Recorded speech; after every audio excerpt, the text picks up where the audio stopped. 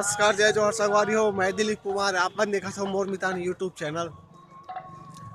संगवारी हो, आपन जैसे कि देख सकत हो मोर पीछे के नज़ारा, तो आप मन लगत हो कि मितान आज कहाँ पहुँच गए करके। तो संगवारी हो, आप मन बता देना चाहत हो कि ये अभी सुबह 7 बजे के लगभग समय है और आपन देख सकत हो मैं यहाँ कहाँ हूँ बताओ।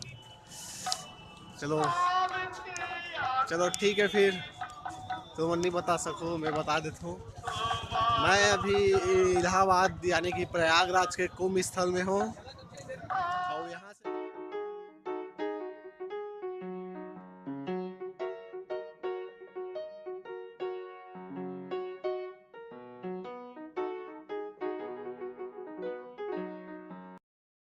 और यहाँ से आप मन देख सकत हो घर बैठे कुंभ के नज़ारा। आप मन के अपन चैनल मोर मितानी यूट्यूब में, और जैसे कि देखा तो अभी मैं बताया हूँ लगभग 7 बजे के नज़ारा है और कोहरा देख सकत हो काफ़ी दूर दूर तक। अभी भी 7 बजे फिर भी लाइट जला थे, अपन देख सकत हो।